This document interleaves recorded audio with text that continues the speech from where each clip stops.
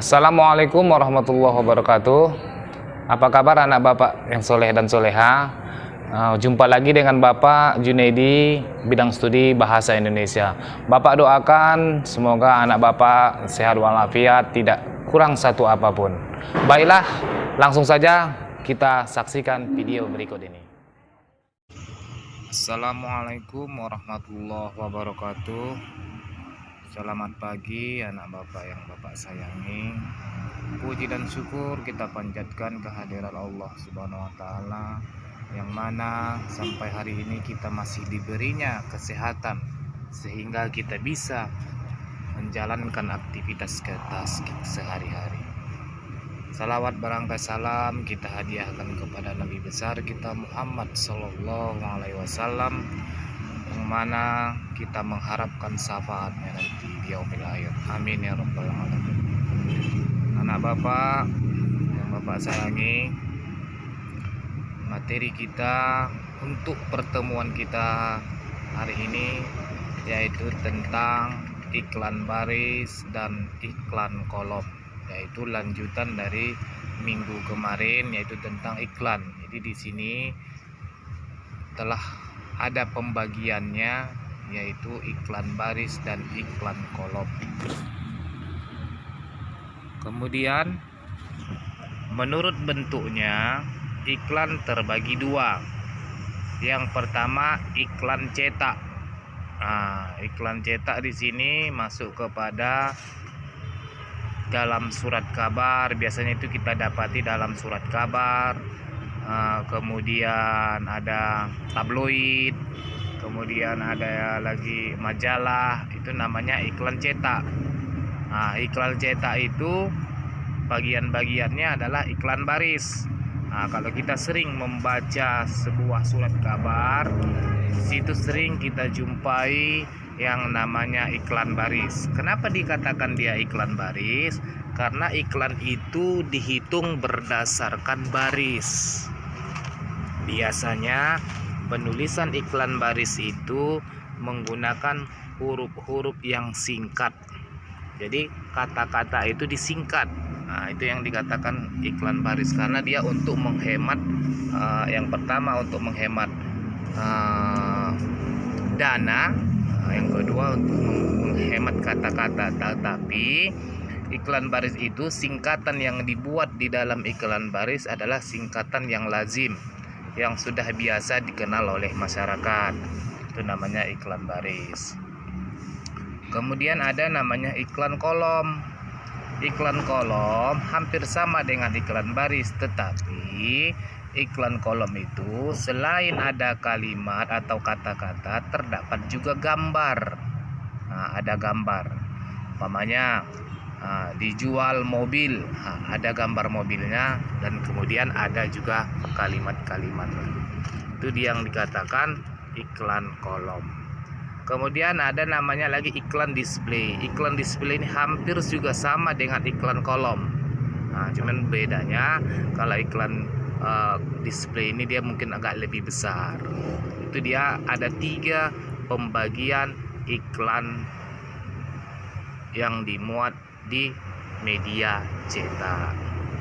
Kemudian iklan yang dimuat di media elektronik. Media elektronik itu bisa kita lihat semuanya seperti radio. Mungkin kalau sekarang radio sudah jarang kita jumpai atau jarang kita jarang kita hidupkan. Mungkin kita ambil dari iklan televisi. Kalau kita menonton televisi, baik itu berupa sinetron atau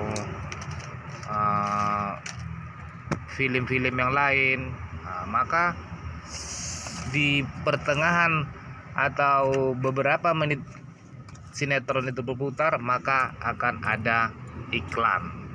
Iklan dalam bahasa Indonesia itu disebut dengan pariwara atau reklame. Jadi iklan yang kita lihat di televisi itu merupakan suatu sponsor, memperkenalkan suatu produk. iklan yang kita lihat di televisi, sering kita melihat iklan yang ada di televisi. Contohnya umpamanya seperti iklan Sunslick atau iklan makanan, iklan minuman dan lain sebagainya. Kemudian ada dimuat yang di media elektronik itu ada di internet. Di internet juga begitu. Kalau kita buka HP atau buka Google, itu pasti ada iklan. Situ macam-macam nanti kita lihat iklannya. Tergantung iklan yang kita buka itu. Kalau kira-kira menurut kita iklan itu bagus, bisa kita lihat. Kalau iklan itu kira-kira tidak bagus, kita abaikan. Karena dalam sebuah internet itu kadang-kadang banyak iklan-iklan yang masuk tanpa disaring sehingga merusak generasi-generasi. Jadi yang bagus itulah diambil.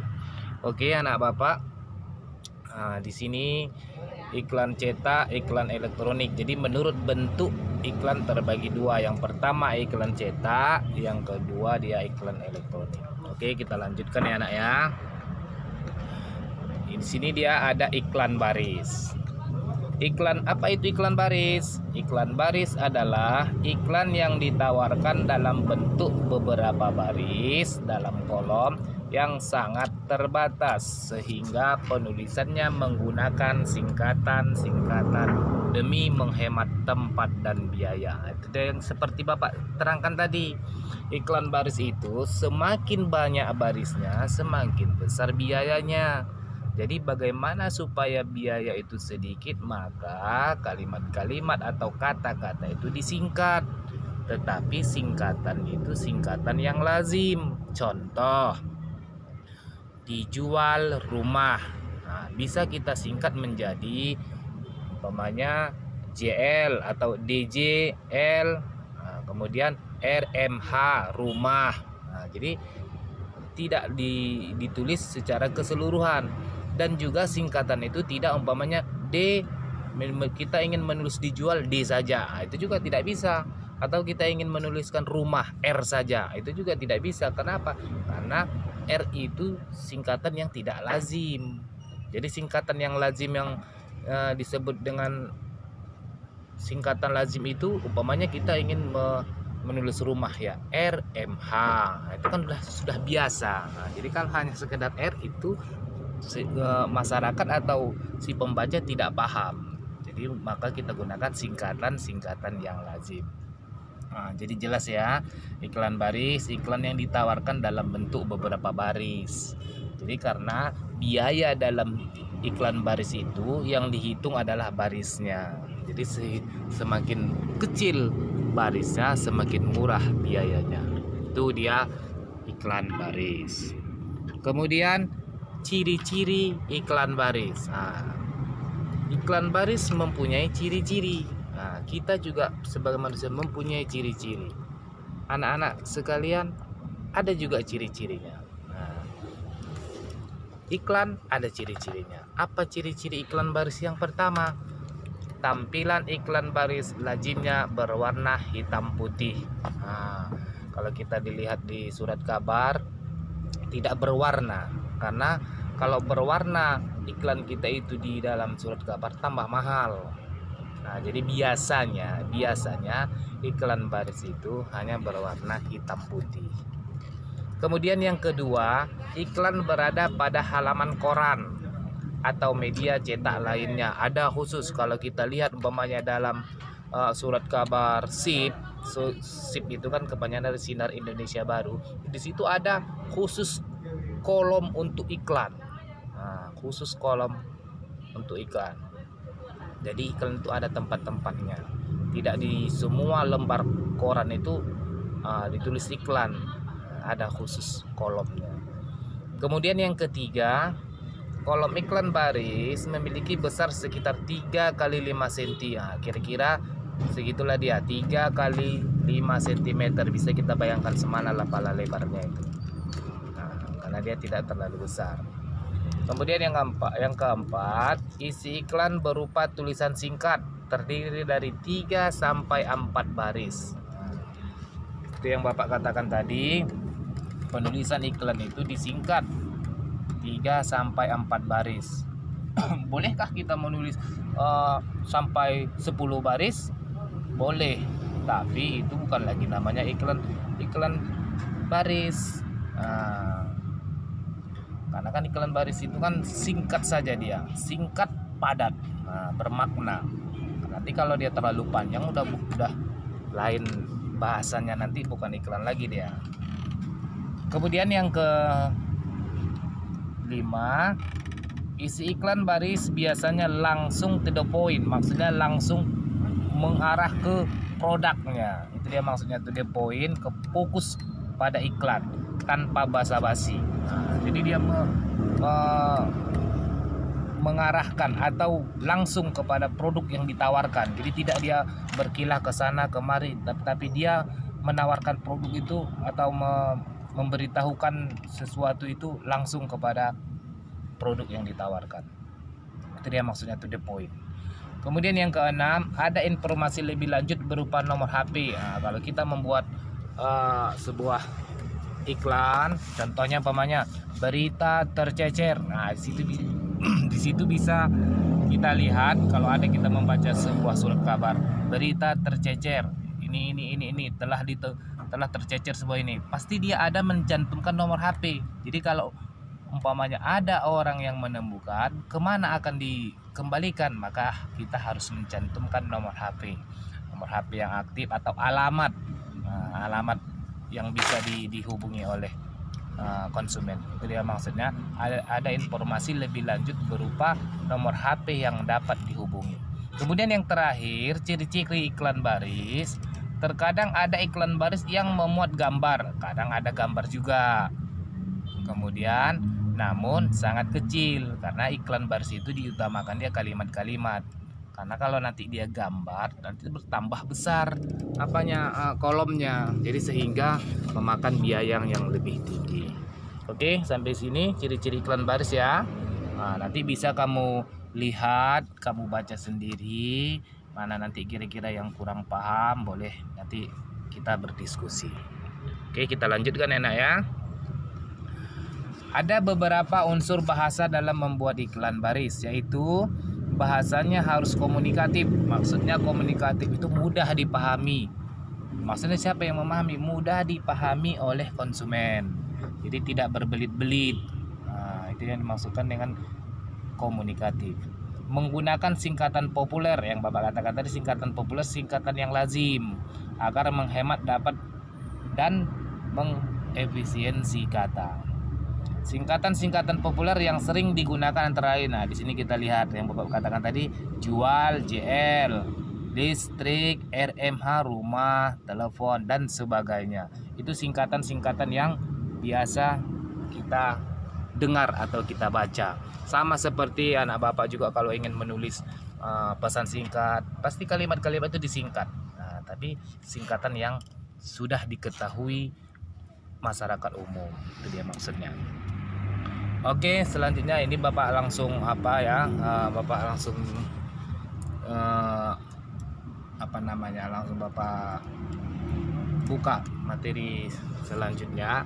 Nanti kalau umpamanya Bapak tidak bisa menerangkan satu persatu, nanti anak Bapak sekalian, Bapak sangat berharap materi Bapak ini dibaca, kira-kira kurang paham. Oh Pak, saya kurang paham ini, boleh kita berdiskusi. Nanti karena apa? Nanti kalau Bapak terangkan nanti semuanya ini, durasi kita banyak, sehingga kuota juga bertambah. Untuk itu nanti bisa kamu buka sendiri nanti. Kira-kira kurang paham, bisa kita diskusi atau sharing ya. Di sini ada iklan baris JL, RMH, LT. Itu dia contoh iklannya. Tapi di sini ada Bapak buat sudah menjadi kalimat, kalimat yang utuh. Keterangannya, dijual rumah dengan luas tanah. LT itu luas tanah. Ada luas tanah, ada luas bangunan. Jadi B itu luas bangunan 309/500. Itu apanya dia, meternya. Kemudian 2 lantai, maksudnya 2 lantai itu dia berarti bertingkat. 5 kamar tidur, 5 kamar tidur itu 5 KT. Ya, jadi KT itu kamar tidur, 4 kamar mandi, garasi 2, MBL itu mobil. Nah, fasilitas PAM. Nah, tahu arti kepanjangan dari PAM? Nah, PAM itu perusahaan air minum. Berarti airnya PAM, bukan sumur bor atau sumur-sumur biasa. Jadi airnya menggunakan air PAM. Listrik 2200 watt. Nah, itu dia yang dikatakan 2200 W itu watt. Kemudian itu lokasi. Nah, lokasi strategis. Nah, STRGS itu strategis. Lokasi strategis terletak di Kartasura. Itu maksudnya daerah desanya di Kartasura. Apabila berminat hubungi telepon. Nah, itu yang tadi Bapak katakan, nomor telepon harus kita cantumkan supaya kalau orang nanti berminat pasti dia akan menelepon. Nah, itu dia contoh iklan baris. Oke, anak Bapak semua, kita lanjutkan. Iklan kolom. Nah, itu tadi kita sudah berbicara mengenai iklan baris. Nah, sekarang kita masuk kepada iklan kolom. Iklan kolom adalah iklan yang bentuknya berdasarkan kolom. Nah, bisa kita lihat nanti ya. Memuat informasi barang atau jasa dilengkapi dengan gambar sehingga dapat menarik perhatian pembaca. Iklan kolom sering disebut juga dengan iklan display karena terdiri dari kata-kata dan gambar. Nah, jadi kan Bapak katakan tadi iklan display ke iklan kolom itu hampir sama. Di samping dia mempunyai kalimat, ada kalimat, tetapi dia juga ada gambar ilustrasi. Kemudian ciri-ciri iklan kolom yang pertama, berisi informasi berupa kata-kata singkat beserta gambar ilustrasi. Itu tadi yang udah Bapak terangkan tadi ya. Kemudian yang kedua, ukuran iklan kolom lebih besar dari iklan baris. Nah, kayak yang tadi Bapak katakan, iklan kolom itu jelas lebih besar dari iklan baris. Bahkan ukurannya 1 halaman penuh di koran. Nah, jadi ada khusus iklan kolom semua di dalam surat kabar itu. Dan yang terakhir, isi iklan kolom biasanya berisi penawaran barang dan jasa. Nah, barang, umpamanya kalau penawaran barang, nah, umpamanya entah seperti dijual barang ini. Nah, itu namanya barang. Kalau jasa umpamanya dibutuhkan baby sister, itu jasa namanya. Artinya yang ditawarkan di situ jasa. Serta iklan pribadi. Iklan pribadi itu umpamanya seperti turut berduka cita, telah meninggal, atau selamat pengantin baru. Nah, itu namanya iklan pribadi. Oke anak ya. Sekarang kita lanjutkan materi berikutnya. Nah, di sini ada contoh iklan kolom. Nah, di sini ada Bapak buat contoh iklan kolom mobil. Nah, Toyota, kan di samping ada kalimat, kata-kata, ada gambar, ada nomor HP, alamat dan sebagainya. Kemudian ada iklan kolom ini yang dikatakan pribadi, ya tentang duka cita, meninggal, berbahagia, itu pribadi namanya. Oke, anak Bapak, kita lanjut fakta dan opini dalam iklan. Jadi di dalam sebuah iklan terdapat ada kalimat fakta dan kalimat opini. Kalimat fakta itu maksudnya kalimat yang benar-benar ada. Sementara kalau opini itu berupa pendapat, anggapan. Nah, di sini kita lihat ya. Fakta adalah sesuatu yang kenyataannya memang benar-benar ada dan benar terjadi. Misalnya saja ketika sebuah iklan sampo yang mengatakan di dalamnya terkandung urang-aring dan aloe vera itu merupakan sebuah fakta karena memang kenyataannya memang benar-benar dan dapat dibuktikan kebenarannya. Itu fakta. Sementara kalau opini adalah sebuah pendapat atau hasil pemikiran. Nah, jadi umpamanya contoh, dijual rumah ukuran 10 kali 20, letak strategis, minat hubungi sekian. Jadi mana dia di situ kalimat fakta dan kalimat opininya? Kalimat faktanya adalah dijual rumah, ukuran, itu kalimat fakta.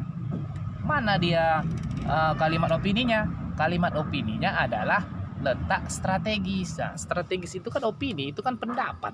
Pendapat si penjual itu ya letak rumah itu strategis, kan belum tentu juga strategis menurut orang. Nah, itu yang dikatakan opini. Karena opini itu adalah pemikiran seseorang yang memang belum tentu sama pemikirannya dengan pemikiran orang lain. Nah, itu dikatakan opini, pendapat. Jadi nanti kalau kita membuat iklan, pasti kita nanti tahu yang mana kalimat fakta dan mana kalimat opini. Itu nanti bisa kita tentukan. Oke ya. Nah, di sini ada sebuah sampo. Contoh, mengandung urang-aring dan ekstra ginseng yang membuat rambut Anda bersih berkilau, membuat Anda tampil lebih percaya diri dan membuat rambut berkilau seperti berlian. Beli sekarang juga. Ini contoh iklannya. Jadi di sini bisa kita lihat kalimat faktanya mengandung urang-aring dan ekstra atau ekstrak ginseng. Ada fakta memang benar-benar di dalam kandungan Sanpo Sunsil itu ada urang-aring. Tapi di mana dia di situ letak kalimat fakta? Membuat Anda tampil lebih percaya diri dan membuat rambut berkilau. Itu opini. Karena itu kan berkilau itu kan ya tidak semua orang memandang itu berkilau. Itu yang dikatakan opini. Jadi kalimat opini itu pasti ada dalam sebuah iklan, kalimat fakta juga pasti ada dalam sebuah iklan. Oke, sampai di sini. Kira-kira ada yang kurang paham anak Bapak? Nah, seperti sebelum tadi Bapak akhiri materi ini, kalau umpamanya ada yang kurang paham tentang iklan baris, iklan kolom, nanti boleh japri sama Bapak, boleh kita tanya jawab di situ, boleh kita berdiskusi di situ. Kita saling tanya jawab lah di situ, supaya pembelajaran kita itu lebih maksimal. Oke ya anak Bapak ya, sampai di sini dulu Bapak akhiri. Wassalamualaikum warahmatullahi wabarakatuh.